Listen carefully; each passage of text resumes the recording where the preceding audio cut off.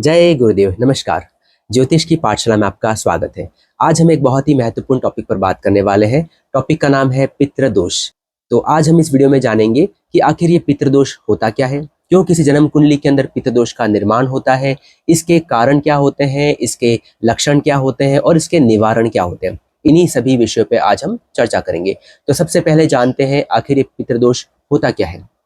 पितृ का तात्पर्य होता है पिता से, परंतु सनातन धर्म के अंदर और ज्योतिष के अंदर इस शब्द का तात्पर्य होता है प्रेत से। प्रेत कौन? ऐसे प्रेत जो कि आपके कुल के, आपके खानदान के होते हैं। जब भी किसी परिवार के अंदर किसी व्यक्ति की, किसी इंसान की असमय अकाल मृत्यु हो जाती है, अकाल से तात्पर्य है उसका काल नहीं आया था, उसकी उम्र लंबी थी, परंतु किसी कारणवश, बीमारी के चलते, लड़ाई झगड़े के अंदर, है ना, सुसाइड कर लेना, मर्डर हो जाना, किसी भी कारणवश अगर वो समय से पहले चले जाते हैं तो ऐसे जातकों की मुक्ति नहीं होती है। इसका मतलब उनका पुनर्जन्म नहीं होता है। जब तक उनका समय काल इस भूलोक पे लिखा था तब तक वो प्रेत योनि में फंसे रहते हैं और इधर उधर भटकते रहते हैं। ऐसा हमारे शास्त्र गरुड़ पुराण के अंदर लिखा गया है।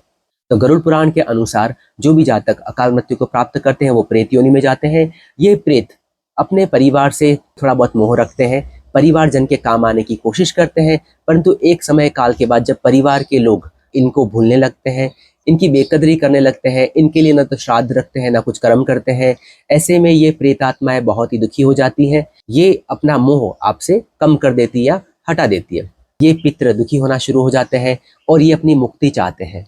अब होता क्या है, इनकी मुक्ति उसी के हाथों लिखी होती है जिसकी जन्म कुंडली के अंदर पितृदोष होता है।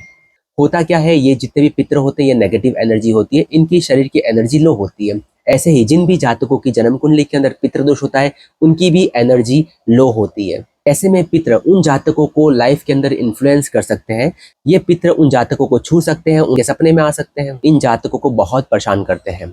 ये पितृ इसलिए परेशान करते हैं क्योंकि चाहते हैं कि वो जातक परेशान होकर के किसी पंडित जी के पास या किसी ज्योतिषी के पास जाए, अपना टेवा दिखाए, वहां पता चले कि ये इसको पितृ परेशान करे तो पितृ मुक्ति की कोई पूजा करवा दे, है ना। पितृ मुक्ति की पूजा करवाने से वो पितृ मुक्त हो जाएंगे और नया जीवन प्राप्त करेंगे। तो कुल मिलाकर के पितृदोष की फिलॉसफी ये होती है कि आपके ही खानदान का प्रेत आपको परेशान करता है ताकि आप उसको मुक्त करा दें। अब हम देखते हैं पितृदोष को हम जन्म कुंडली में कैसे देखेंगे कि पितृदोष बना हुआ है या नहीं है। सूर्य और चंद्रमा दोनों प्रकाश देने वाले ग्रह होते हैं, दोनों प्रकाशमान हैं, दोनों के प्रकाश से हम पॉजिटिव होते हैं, हमारा जीवन चलता है।